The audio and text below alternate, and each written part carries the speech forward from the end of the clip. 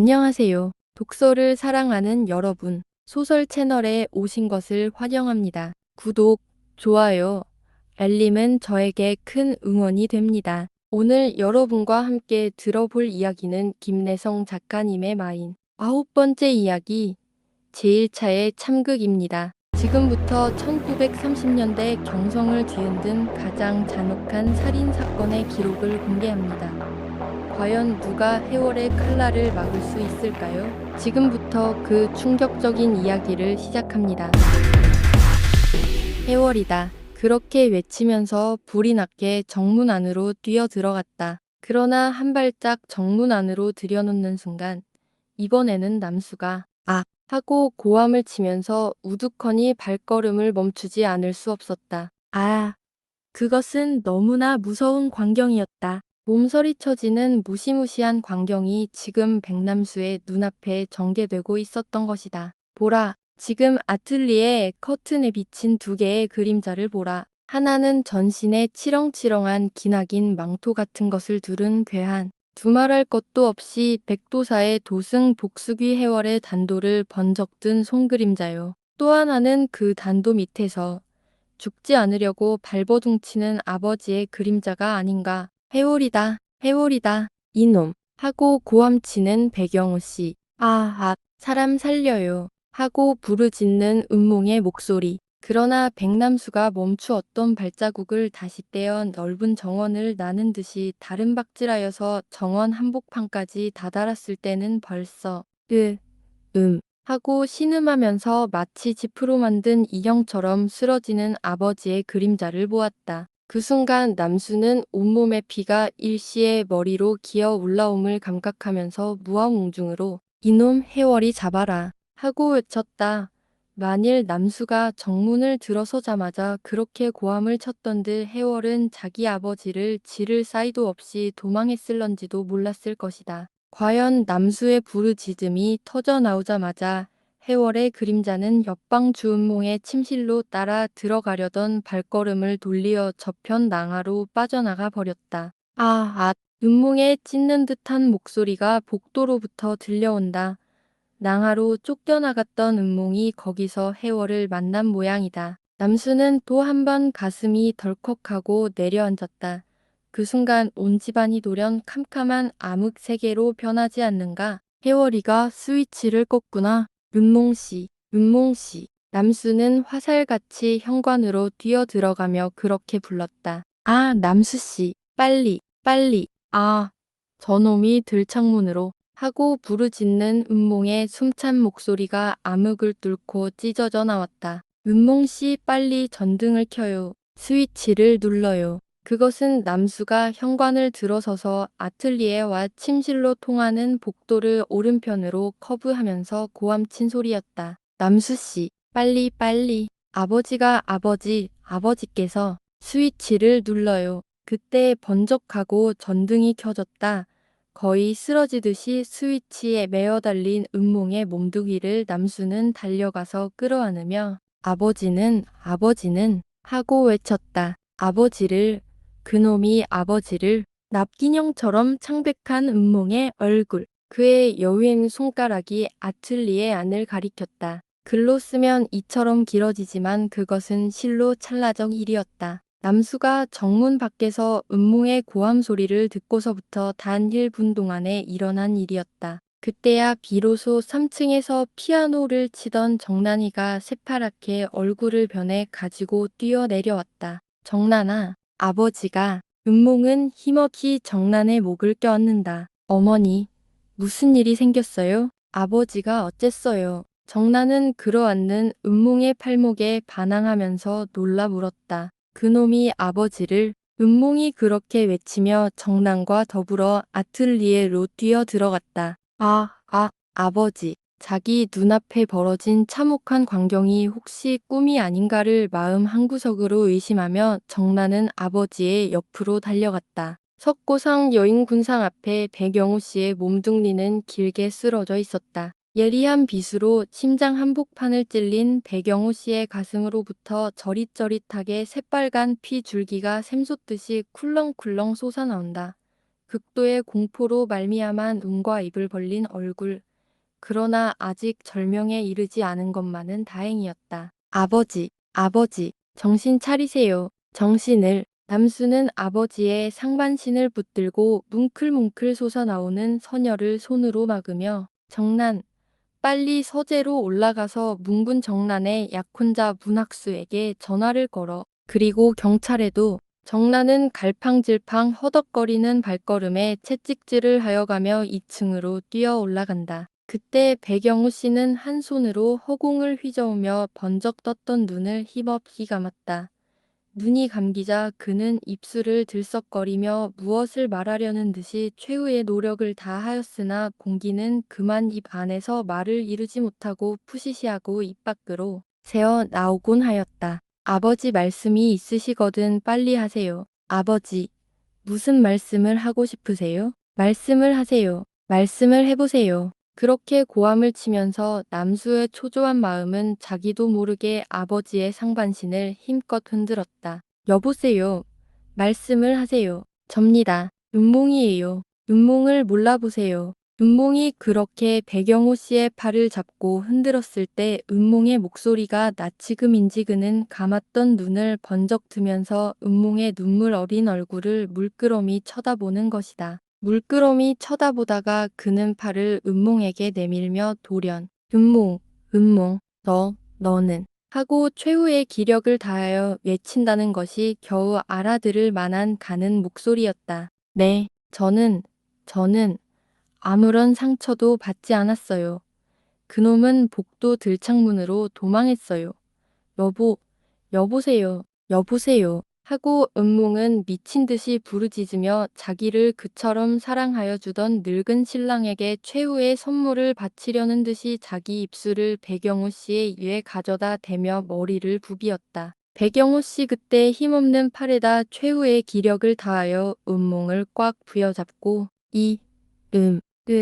음, 은몽이 너는 하고 괴로운 듯이 신음하던 그 순간 은몽은 그만 아야 하고 소리치며 얼굴을 번쩍 들고 양손으로 자기 입술을 가리우면서 고맙습니다. 당신이 저를 그처럼 사랑하여 주시는 줄은 하고 벌써 숨이 끊어져 버린 남편의 얼굴을 부여잡고 울기 시작하였다. 아, 늙은 신랑 배경우 씨가 젊은 아내 주은몽의 입술에 남겨놓고 간 사랑의 선물, 은몽의 입술로부터 새빨간 피 줄기가 주르르 하고 흘러내린다. 입술 위에 남은 남편의 입자국. 그때 2층으로 전화를 걸러 올라갔던 정난이가 굴러질 듯이 뛰어들어왔으나 아버지는 벌써 이 세상 사람이 아니었다. 아버지 하고 정난은 시체를 쓰다듬으며 은몽과 함께 느껴 울기 시작하였다. 그런데 이게 대체 어찌 된 일이요? 하고 은몽을 바라보았다. 배경호 씨의 이 무참한 죽음에 관하여 은몽은 적지 않게 책임감을 느끼면서 모두가 저 하나 때문에 일어난 봉변. 저는 남수 씨와 정난을 대할 면목이 없어요. 정난, 나를 용서해줘요. 나를 하며 오늘 밤 그 사갈 같은 악마가 아틀리에에 나타나기까지의 자세한 이야기를 시작하였다. 오후 8시 전후였다. 어멈은 저녁을 치르고 나서 다방골 자기 아들네 집에 갔다 온다고 나가버렸다. 그리고 남수는 그때 삼청동 풀 옆을 걷고 있었고 정나는 3층에서 피아노를 치고 있었다. 그 다음에 배경우 씨와 은몽은 아래층 아틀리에 소파에 걸터앉아 기분 전환책으로 그리고 신혼여행도 겸하여 금강산 같은 데로 여행을 떠났으면 어떠냐고 그런 이야기를 주고받고 하던 바로 그때였다고 한다. 어디선가 이상한 소리가 들렸다. 똑딱똑딱 하는 소리다. 여보, 은몽은 가만히 남편의 팔소매를 잡아당겼다. 3층에서 정난의 피아노 소리가 멀리 들려오고 그보다도 좀 더 가까운 데서 똑딱, 똑딱 하는 결코 금속성이 아닌 목성의 소리가 고요한 방 안을 녹이는 듯 들려왔다고 한다. 가만 있자. 이게 목탁 소리가 아닌가. 배경호 씨는 문득 그렇게 중얼거리며 소파에서 몸을 일으켰다. 목탁 치는 소리. 그렇다. 그것은 틀림없는 목탁 소리였다. 그 순간 은몽은 몸이 으스스하니 오그라지는 것이었다. 자기 자신의 발자국 소리가 으슥하고 두려움을 싣고 기어 올라옴을 깨달았다. 목탁 소리가 왜 날까? 은몽은 배경호 씨의 귀에다 입을 가까이 대며 속삭였다. 글쎄, 대체 어디서 나는 거야? 배경호 씨의 목소리도 극히 낮았다. 목탁 소리는 처음엔 침실에서 나는 것 같았다. 침실로 가보았다. 그러나 침실에는 아무것도 보이지 않았다. 목탁 소리는 한층 더 가까이 들려온다. 은몽과 배경우 씨는 그때 문득 침실 천장을 쳐다보았다. 아! 하고 두 사람은 나즈나마 놀라움에 잔 목소리로 외쳤던 것이다. 목탁 소리는 틀림없이 천장으로부터 들려왔다. 아니, 자세히 말하면 침실 위층 미술품 수집실로부터 들려오는 것이다. 그러나 그때 들려오던 목탁 소리가 노령 끊기었다.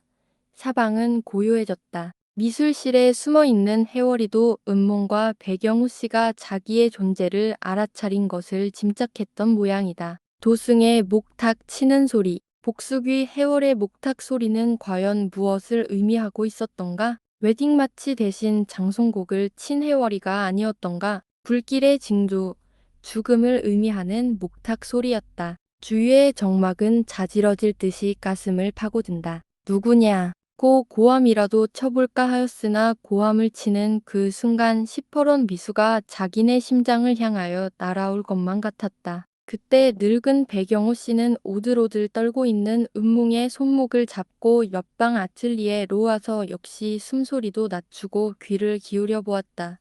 그러나 아무 기척도 없었다. 이상하다. 분명히 목탁 소리가 들리었는데 배경호 씨와 은몽은 혹시 자기네의 환청이 아니었던가를 의심하여 보았다. 그러나 그 순간 그들의 바로 등 뒤 뒤통수에서 청천벽력처럼 떨어지는 목탁 소리. 에 하고 두 사람이 획 하고 돌아서는 순간 은몽은 그만 질겁을 하여 아악 하고 고함을 치면서 침실로 뒹굴듯이 뛰어갔다고 한다. 아, 붉은 옷의 악마여. 붉은 망토를 길게 두르고 얼굴에는 울긋불긋한 광대의 치를 쓴 복수기가 한 손에 목탁을 들고 한 손에 비수를 들고 배경호 씨를 노려보는 전신 주홍색의 악마여. 아! 소리를 치며 침실로 쫓겨 들어간 은몽은 다시 복도로 뛰어나갔다. 남수가 정문 밖에서 은몽에 찢는 듯한 부르짖음을 듣고 놀란 것은 바로 그때였던 것이다. 은몽은 복도로 뛰어나가면서 뒤를 한번 힐끗 돌아보았다. 전신 주홍색의 악마 해월이와 남편 배경호 씨가 서로 붙잡고 하나는 지르려고 하나는 질리지 않으려고 두 개의 몸뚱이가 불이 나듯이 부딪히며 돌아가는 광경을 보았다고 한다. 해월이, 이놈. 늙은 배경호 씨의 숨찬 고함이었고 남수가 정문 안으로 뛰어들어와서 아틀리에 커튼에 비친 두 개의 격투하는 그림자를 본 것은 그때였다. 다음 순간 은몽은 남편 배경호 씨의 가슴을 파고드는 시퍼런 칼날을 꿈결처럼 바라보며 역시 꿈속 사람처럼 감각을 잃어버린 부르짖음을 쳤던 것이다. 남수의 고함치는 목소리가 정원으로부터 들린 것은 그때였다고 한다. 석고상 앞에 쓰러진 남편. 복숙의 해월은 침실로 은몽을 따라 들어가려던 발걸음을 돌려 그대로 낭하로 달아나면서 도어 옆에 달린 스위치를 눌렀던 것이다. 캄캄한 사방, 복도 들창을 넘어 밖으로 달아나는 해월이 그때 남수가 현관으로 뛰어들었던 것이다. 정난, 이 일을 어쩌면 좋아? 정난, 모두가 내 탓이야. 내 탓. 이야기를 마친 은몽은 정난을 끌어안고 흐느껴 울었다. 이윽고 정난의 약혼자 문학수가 달려왔다. 그러나 벌써 절명해버린 배경호 씨를 어찌할 도리는 없었다. 그는 그저 가족들과 같이 미래의 장인의 영혼에 머리를 숙이고 함께 애도의 정을 표할 따름이었다. 뒤를 이어 경찰관 일행이 도착하였다. 임경부는 아까 정난으로부터 배경호 씨의 비보를 받은 순간 무엇보다도 먼저 머리에 떠오른 관념은 그는 종시 사람을 죽였구나 하는 생각과 거기에 대한 무거운 책임감이었다. 유불난. 그는 문득 그렇게 중얼거리며 이마를 찌푸렸던 것이다. 경찰 의사는 아무런 감정도 없는 기계처럼 백영호 씨의 피 묻은 시체를 검시하였다. 그러나 그 역시 아무런 단서도 잡지 못하였다.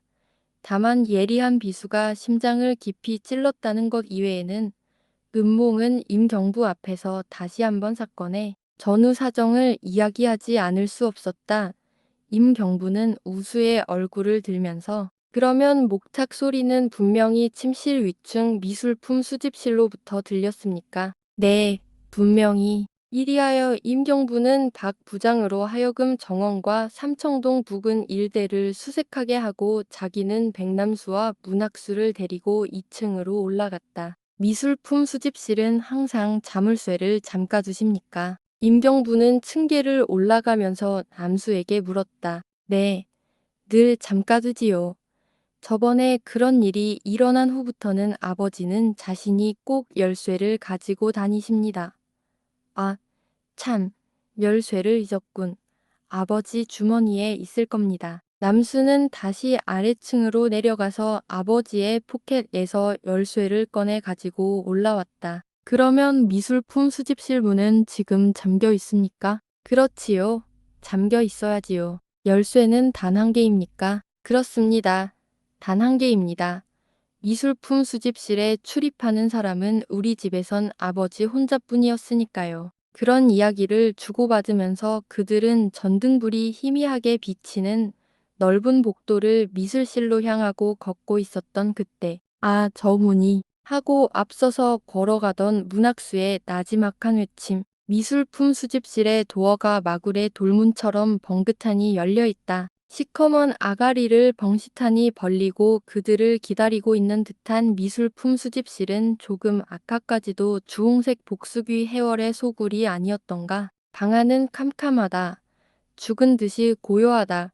그 순간 목탁을 든 주홍 악마의 희죽거리는 얼굴이 문 밖으로 쑥 기어 나올 듯 싶었다. 남수는 도어를 힘있게 열어젖히고 스위치를 눌렀다. 널따란 방 안에 무수히 놓여있는 조각품, 하얀 석고상과 흰누런 불상. 그 순간, 아, 붉은 봉투 하고 세 사람은 이구동성으로 외쳤던 것이다. 아, 무서운 저 빨간 봉투. 철석 같은 악마의 명령서가 5개의 불상 가운데서도 그중 가장 큰 신라 중엽에 주조되었다는 좌상 관음보살의 손바닥 위에 놓여 있지 않은가. 불길의 징조. 저 핏빛처럼 새빨간 봉투 속에는 또 어떠한 공포가 들어 있을 것인가. 임경부는 달려가자마자 봉투를 떼었다. 윤몽, 나는 너의 남편 백영호 씨를 죽였노라. 그것은 물론 나의 본의는 아니었으나 그는 나의 하고자 하는 일을 방해한 벌을 받은 것이다. 그렇다. 누구든지 나의 하고자 하는 일을 막는 자는 내 칼에 죽으리라. 누구든지 죽으리라. 그러나 나는 백영호 씨의 죽음으로 말미암아 의외의 일을 하나 발견하였다. 그것은 무엇인가? 남편의 죽음으로 말미암아. 눈몽. 내가 느끼는 비탄. 너의 쓰라린 가슴이다. 그렇다. 나는 아직까지는 어리석은 복수자였었다. 너만을 죽임으로써 나의 복수가 완전히 성공하리라고 믿고 온 것이 얼마나 단순한 복수이뇨. 나는 지금 가만히 생각해 보았다. 13년 동안이나 원망과 저주와 눈물로 보내온 이 너무나 기나긴 역사를 가진 나의 복수심은 이제 정말 잔인할 대로 잔인해진 것 같다. 너의 목숨이 단 한 칼의 이슬처럼 사라지는 것으로만은 만족을 느낄 수 없는 것 같은 나의 심경이다. 윤몽, 나는 복수의 방법을 달리하려고 결심했다. 공포와 비애로 말미암아 각일각으로 시들어가는 너의 생명을 얼마 동안 혀끝으로 대굴대굴 굴리면서 맛보고 싶은 충동을 느낀다. 그렇다. 너를 귀여워하는 존재. 그리고 내가 믿고 사랑하는 존재를 지금부터 한 사람 한 사람씩 죽여버림으로써 내게 잿빛과 같은 비탄과 공포를 던져주리라 생각한다. 그리고 맨 나중에 시들다 남은 너의 목숨을 빼앗음으로써 나의 완전한 복수를 수행하려는 것이다. 그러면 너를 귀여워하고 내가 사랑하는 사람은 누구누구냐? 먼저 너의 가족들이다. 백남수, 백정란, 그리고 너의 애인 김수일. 또 없는가? 또 없는가? 해월 세 사람은 편지에서 눈을 들었다. 임경부와 문학수는 남수의 얼굴을 이상한 표정으로 묵묵히 쳐다보았다. 아, 짐승 같은 악마, 귀신 같은 복수기. 복도 들창을 넘어 달아났던 해월은 어느새 어떻게 미술품 수집실로 숨어들었던가. 세 사람은 이런 의문을 한 아름씩 안고 방 안을 낱낱이 뒤져보았으나 해월의 그림자는 역시 무슨 기체처럼 보이지 않았다. 그러나 그때 이것이 뭘까? 하고 중얼거리면서 문학수가 저편 불상 뒤에서 호박으로 만든 조그만 로켓을 하나 발견하였다. 로켓이 아닌가? 남수는 로켓을 받아 들고 뚜껑을 열었다. 사진이 들어있었다. 여자의 사진. 그러나 그것이 누구인지를 아는 사람은 하나도 없었다. 세 사람은 긴급히 아래층 아틀리에로 내려와 그것을 은몽과 정란에게 보였다. 글쎄 누굴까? 은몽과 정란은 머리를 갸웃거렸다. 스물이 될락말락한 갸름한 얼굴을 가진 처녀의 사진이었다. 물론 해월의 것일 게다. 머리를 길게 따아 느린 처녀. 아, 사람의 죽음을 기원하면서도 한편 그것을 애도하는 듯 싶은 저 저릿저릿한 목탁 소리여. 전신을 치렁치렁한 주홍빛 망토로 몸을 감추고 조는 듯한 가는 눈과 귀밑까지 찢어진 가는 입을 가진 그 광대의 가면을 쓴 무시무시한 악마여. 붉은 옷의 악마는 마침내 사람의 피비린내를 맡았다.